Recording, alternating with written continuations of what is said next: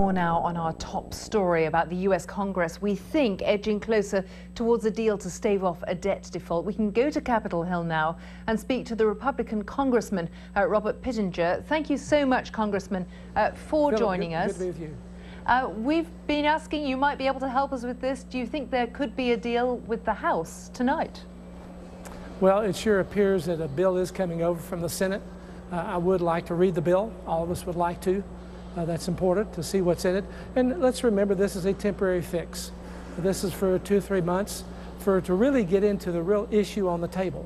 The issue on the table is a $17 trillion debt in our country and $16 trillion of unfunded mandates that we can't account for how we're going to pay.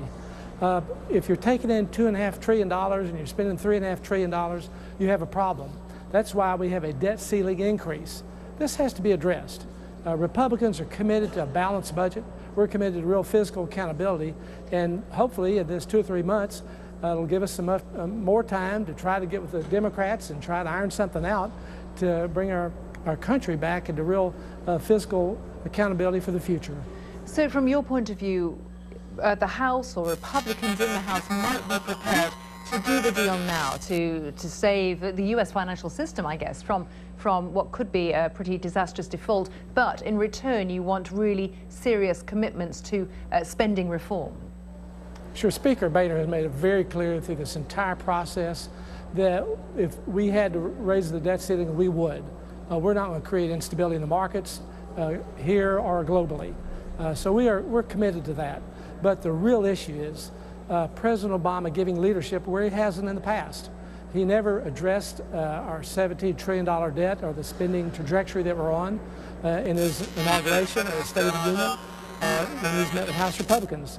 Yet his own former budget writer, Peter Orszag, or Erskine Bowles, who was the budget writer for Mr. Clinton, or Paul Ryan, our budget writer, have all stated that if we don't address the current spending trajectory, we will collapse no different than Greece. So this has to be central. This has to get on the radar screen, and America needs to address this problem. Congressman, I hear what you say. I just wanted to clarify. You said that you do want to avoid default in the short term. Do you think you're speaking there for the whole caucus? Do you think that all Republicans in the House will come together on this now?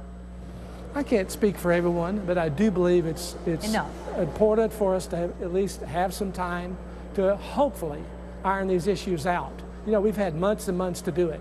We've had a budget plan that will balance our budget in 10 years. It's horrible and it's reckless that we haven't had that type of budget commitment today. But the president, frankly, I gave a speech this last week of a speech he gave in March in 2006, where he lambasted President Bush for his failed leadership, for having a $5 trillion debt and needing to raise the debt ceiling. He said that was irresponsible. Well, let's do what we have to do today. Let's be grown people who come together, reasonable minds, and thoughtfully plan the future of America so we can have a growing economy that creates jobs and can be a positive impact on the entire world. Congressman Robert Pittenger, you're a very busy man, and we thank you for your time. Thank you.